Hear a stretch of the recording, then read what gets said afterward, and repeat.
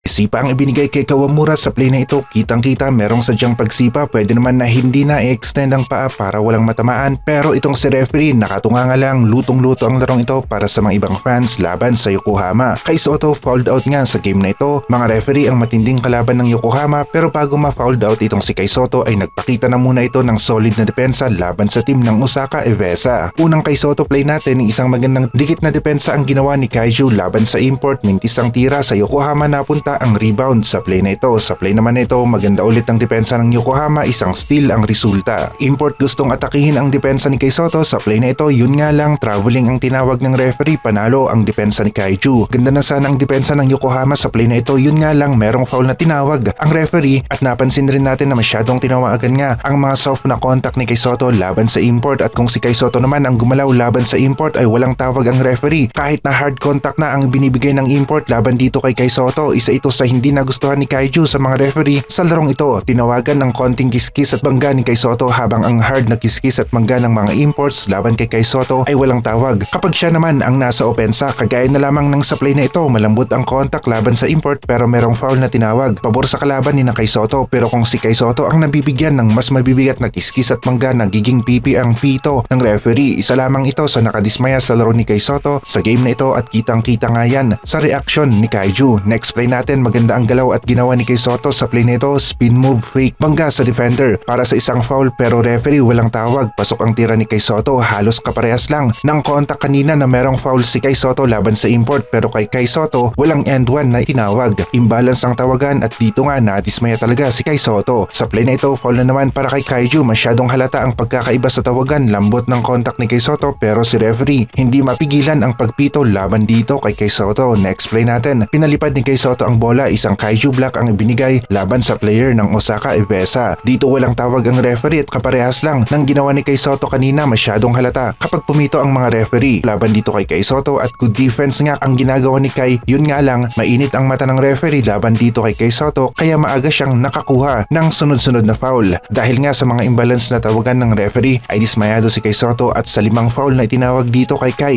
ay 2 lang ang masasabi natin na legit na foul, at yung 3 ay halos soft na contact, pero meron pa ring foul na itinawag laban dito kay Kay Soto. Kagaya ng sa play na ito, kung si Kay ang tumira ng ganito, sigurado walang end one na tawag. Para sa obserbasyon natin, mas pabor ang mga referee sa Osaka Evesa sa game na ito. Block na sana ang nagawa ni Kay sa play na ito, yun nga lang referee ulit may hawak ng laro, foul ang tawag pabor sa team ng Osaka Evesa. Ito na ulit, masyadong manipis ang contact, matangkad si Kay Soto, normal lang na hindi papasok ang tira ng kanilang kalaban, pero referee kontrolado ang laro, foul lang ibinigay kay Kay Soto at laban sa team ng Yokohama. Sa mga oras na ito ng laro ay frustrated na si Kaiju, limited ang minuto, sinabayan pa ng mainit na pito ng referee. Halos karamihan nga ng play ni Kay ay maganda ang kanyang depensa, pero si manong referee hindi tinigilan si Kay Soto, at sa play na ito isang Kaiju block na naman ang ibinigay, huling-huling opensa ng kanilang kalaban, at naging puntos pa nga ito para sa team ng Yokohama. Defense to offense ang naging eksena. Sa play na ito nakahawak ang import dito kay Kay Soto, umikot ang import pero walang gaanong contact, foul na naman ang ibinigay laban dito kay Kay Soto. Napangiti na lamang si Kay at fouled out na nga siya sa larong ito. Limited na playing time na sinabayan pa ng mainit na pagpito ng referee laban sa kanya ang naging kwento ni Kaiju. Hindi naman mawawala ang pagiging isang defensive player ni Kay, at nakapagtala ito ng 2 solid na block sa kanyang stats. Sa play na ito, isang sipa naman ang ibinigay kay Kawamura, walang tawag ang referee, kitang-kita na sinadya, merong extension yung paa, halatang luto ang ginawa ng referee sa larong ito.